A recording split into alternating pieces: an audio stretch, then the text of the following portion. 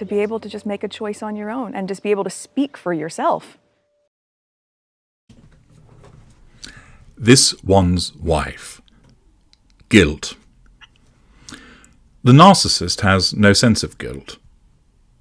This is because guilt serves no purpose to the narcissist.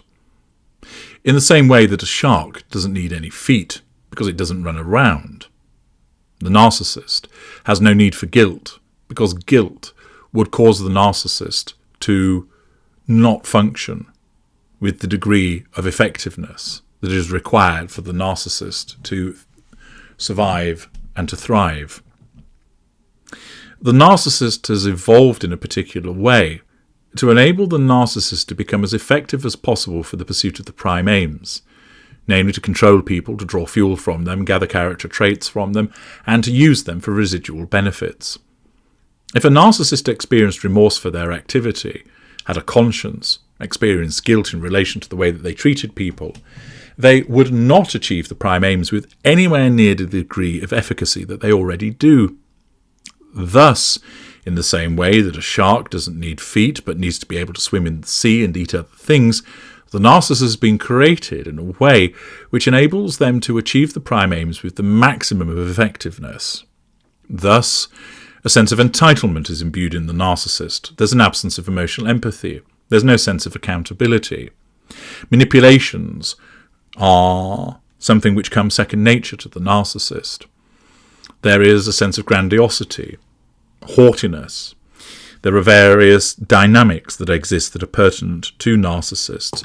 All of this is furnishing the narcissist, if you will, with a skill set, with an armory, with some kind of tradecraft to enable them to pursue the prime aims. Accordingly, the narcissist is devoid of guilt, but the narcissist regularly utilizes guilt as an experience of one of their victims as a means of manipulating them. Empathic victims, as a consequence of their emotional empathy, are often prone to experiencing considerable guilt in relation to their own actions vis-à-vis the narcissist.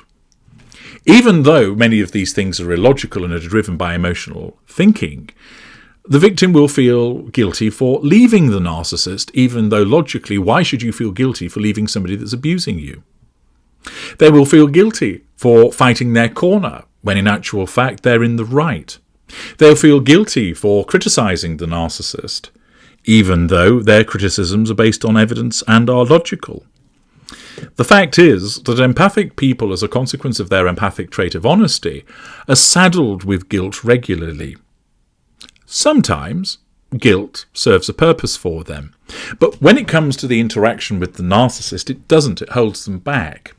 Their emotional thinking corrupts their empathic trait of honesty to make them feel guilty, so that as a consequence of that guilt, for instance, they don't leave the narcissist and thus stay in the narcissistic dynamic, feeding their addiction. Or that they feel guilty for having shouted at the narcissist or lashed out at the narcissist or stormed away from the narcissist, so that they then take steps to try and make things right again, rather than thinking, no, what I did was entirely correct, it was entirely appropriate, they can go fuck themselves. Instead, the victim is motivated to take steps to try and smooth things over with the narcissist, which of course brings them under the narcissist's control and also continues to heighten their emotional thinking. Thus, the concept of guilt is problematic to the empathic victim. On the one hand, the narcissist will use guilt as a method of exploiting that victim, of manipulating that person in order to bring them under control, to cause them to provide the fuel that the narcissist needs. Furthermore, emotional thinking will exploit the victim's own sense of guilt in order to keep them involved with the narcissist for the purposes of feeding their addiction. Thus, the concept of guilt is not only very powerful, but it is problematic for the victim and is regularly used by the narcissist. This is no different when it comes to the situation between this one's wife and Harry. According to a report by Chantel Brink, writing for something called Secret Life of Mum, Prince Harry reportedly feels a deep sense of remorse over this one's wife sacrificing her dreams to join the British royal family. Harry will feel this way because he is capable of experiencing guilt. He further feels this way because this one's wife will have repeatedly made him feel guilty by telling him, "I sacrificed so much to join the royal family and be with you." But what did you really sacrifice? A career as a mediocre actress that wasn't really heard of? That's not much of a sacrifice, considering it allowed you to become one of the most famous women on the planet with access to wealth and fame. That it allowed you to access a whole staff that run around doing things for you, and a whole industry that revolves around you. She made no sacrifice, but of course, she will make it sound like she did in order to guilt-trip Harry. The typical narcissistic manipulation that is utilised to make that victim feel bad so that they are brought under control, kept under control, so that they fountain with fuel. The report explains that the decision to join the royal family significantly altered her life trajectory, setting her on a path she hadn't fully anticipated. Well, it certainly put her on a path that was far elevated beyond anything she would have otherwise been able to achieve. The couple's eventual decision to step down as senior royals in 2020 highlighted the challenges this one's wife faced in adapting to royal life. This one's wife has made no secret of how much she misses her carefree life when she was an actress, a source close to the Sussexes shared. Now, if you view it objectively, you would say, well, if you have made some form of sacrifice, it was well worth it, because the position it's got you into is far superior to the one that you had before.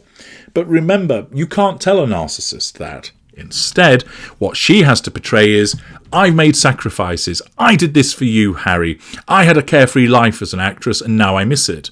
And even though if Harry were to say, well, hang on, my little Westphalian pumpernickel, the fact is, it's enabled you access to wealth and networks and fame that you could only dreamt of, she would throw it back in his face. Even though what he's saying is true, she would reject it because it's a threat to her control. And instead her narcissism must cause her to reject it for the purposes of asserting control over him.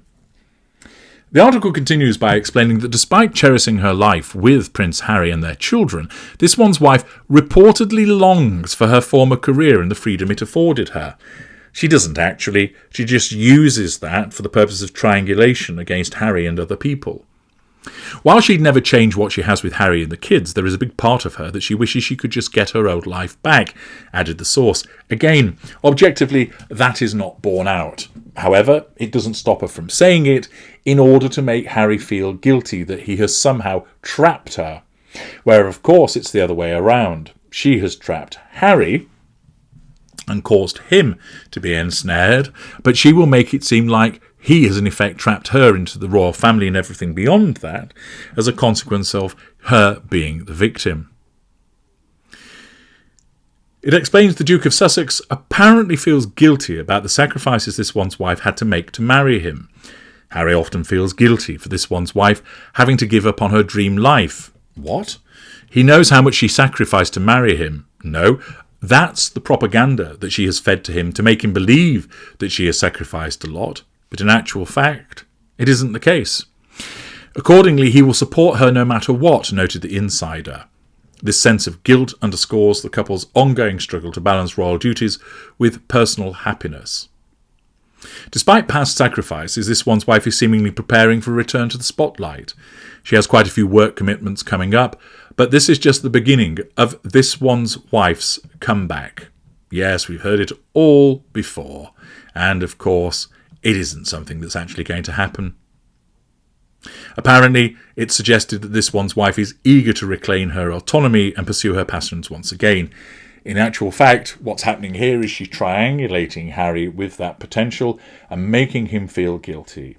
She has drummed into him that she has made lots of sacrifices, but if you were to ask her what those sacrifices were, she will either not be able to provide you with any information, or if she does, it would not be of any evidential substance. The fact is, she hasn't made any sacrifices. Her narcissism tells her that she has, in order to then trot that out as a means of controlling Harry by making him feel guilty.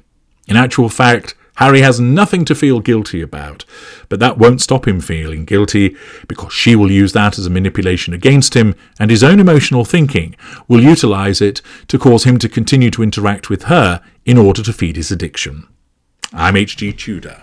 Thank you for listening.